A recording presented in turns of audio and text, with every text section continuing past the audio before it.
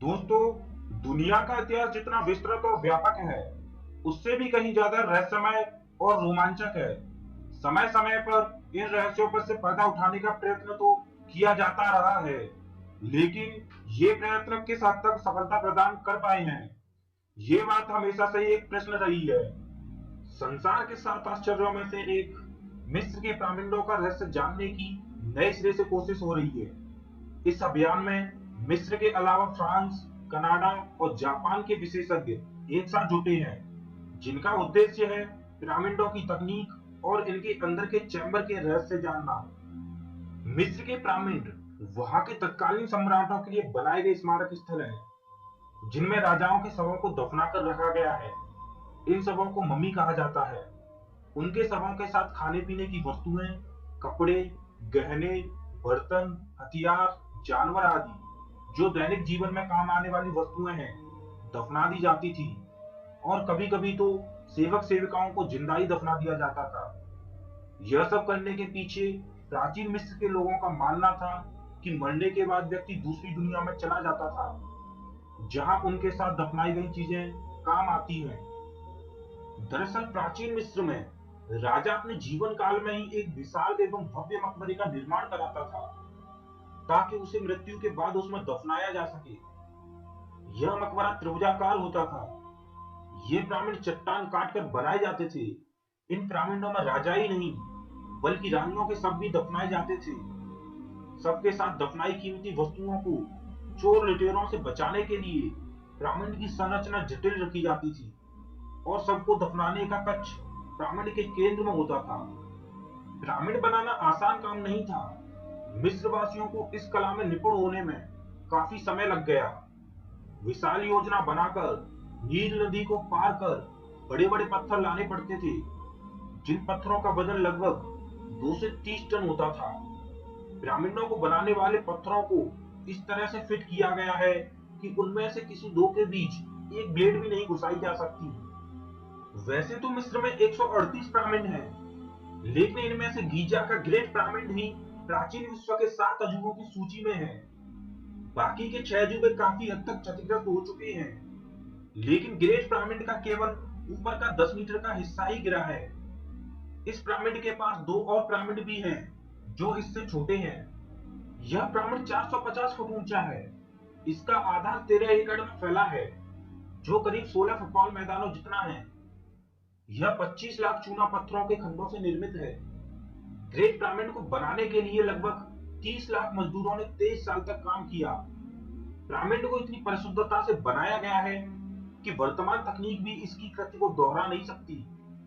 कुछ साल पहले तक वैज्ञानिक इसकी सिमेट्रीज का पता भी नहीं लगा पाए थे। प्रतिरूप बनाने की तो बात ही दूर।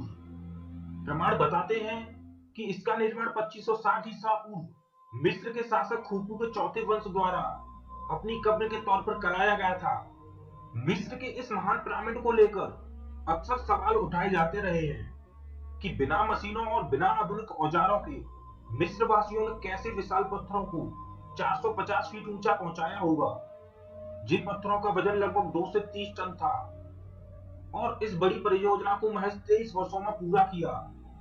वैज्ञानिकों ने गणना कर हिसाब लगाया कि यदि यह केवल 23 वर्षों में बना है, तो कई हजार मजदूरों को साल के 365 दिनों में हर दिन 10 घंटे काम करना पड़ेगा, और हर एक घंटे में 30 टुकड़ों को रखना होगा। लेकिन क्या एक घंटे में 2 से लेकर 30 टन तक के 30 टुकड़ों को रखना संभव था? मिस्र के पिरामिडों के निर्माण में कई खगोलीय आधार भी पाए गए हैं, जैसे कि तीनों पिरामिड ओरियन राशि के 3 तारों की सीध में हैं। आपको जानकर हैरानी होगी कि ग्रेट पिरामिड एक पाषाण कंप्यूटर जैसा है। यदि इसके किनारों की लंबाई, ऊंचाई और कोणों को नापा जाए तो पृथ्वी से संबंधित भिन्न भिन्न चीजों की सटीक गणना की जा सकती है। ग्रेट पिरामिडों में पत्थरों का प्रयोग इस प्रकार किया गया है कि इसके भीतर का तापमान हमेशा स्थिर और पृथ्वी के औसत तापमान 20 डिग्री सेल्सियस के बराबर रहता है। यदि इसके टुकड़ों को 30 सेंटीमीटर मोटे टुकड़ों में काट दिया जाए, तो इनसे फ्रांस के चारों ओर 1 मीटर ऊंची दीवार बनाई जा सकती है। पिरामिड में नींव के चारों कोने पर पत्थरों के बॉल और सॉकेट बनाए गए हैं, ताकि ऊष्मा के होने वाले प्रसार और भूकंप से सुरक्षित रहे।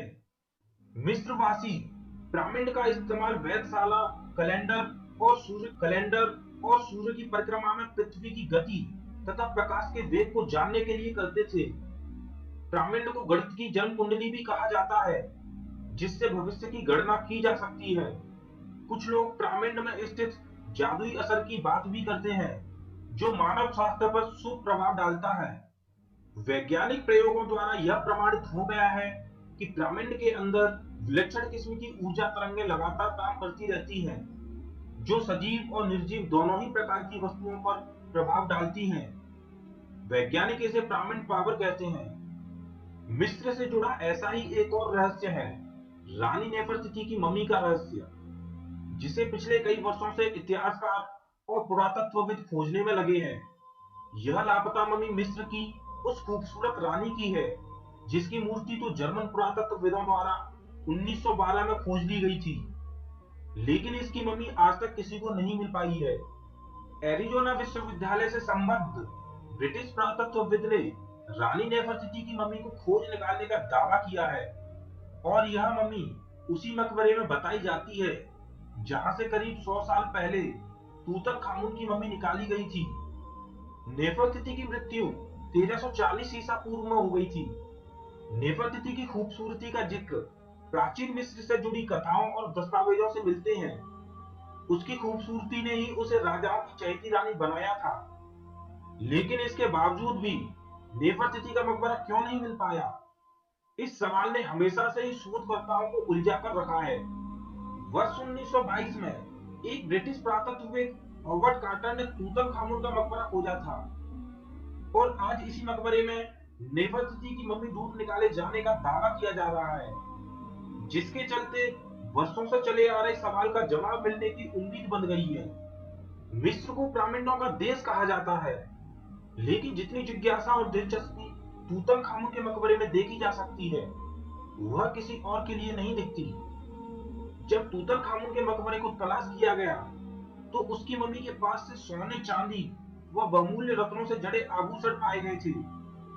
तूतनखामुन के शरीर पर एक ताबीज मौजूद थी, और उसका चेहरा सोने के मास्क से ढका हुआ था। रिसर्च में यह पता चलता है कि तूतनखामुन मात्र 9 वर्ष की उम्र में सम्राट बना, और 19 साल की उम्र में उसकी मृत्यु भी हो गई थी। डीएनए टेस्ट में यह बात पता चलती है कि तूतनखामुन की मृत्यु मलेरिया की वजह से हुई थी। दरअसल तूतनखामुन का पेट निकला हुआ था, और उसकी रीढ़ की हड्डी भी टेढ़ी हो गई थी, जिसकी वजह से उसकी कमर बाहर की तरफ निकली हुई थी और पैर टेढ़े थे।